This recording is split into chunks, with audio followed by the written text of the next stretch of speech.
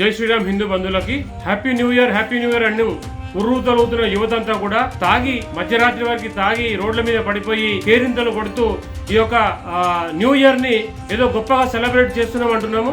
కానీ ఈ యొక్క న్యూ ఇయర్ అనేది న్యూ ఇయర్ కాదు. ఇది కేవలము మన క్యాలెండర్ లో 1వ తారీఖు రావడమే. అంటే డేట్ మారుతా ఉంది, గమనించండి.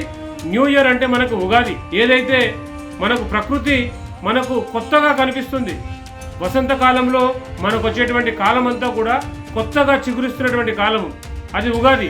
కానీ ఇది కేవలము హ్యాపీ న్యూ ఇయర్ అని చెప్పి ఒక పాశ్చాత్య సంస్కృతిని ప్రజలందరూ కూడా అలవాటు చేసుకున్న పరిస్థితిలో ఉంది. ఇది ఇప్పటికైనా మానండి. న్యూ ఇయర్ అని చెప్పి దేవాలయాలకు వెళ్ళి అక్కడ పోలోమని భక్తులను ఇబ్బంది పడుతున్నారు. తర్వాత దేవాలయంలో ఉన్నటువంటి దేవుణ్ణి కూడా ఇబ్బంది పెడుతూ ఉన్నారు. కాబట్టి దేవాలయానికి వెళ్తే వెళ్ళండి, తప్పులేదు. కానీ మీరు ఇదేదో పెద్ద పండగలా భావించి ఇవాళ నుంచి మన ఏదో జీవితం మారిపోతుందని చెప్పేసి ఊహించుకొని రకరకాలుగా చేసేటువంటి చేష్టలన్నీ మానుకోండి. హ్యాపీ న్యూ ఇయర్ అనేది ఒక పాశ్చాత్య సంస్కృతి. కాబట్టి ఈ యొక్క పాశ్చాత్య సంస్కృతిని వీడనాడే సనాతన ధర్మాన్ని కాపాడుకుందాం. జై శ్రీరామ్, భారత్ మాతాకి జై.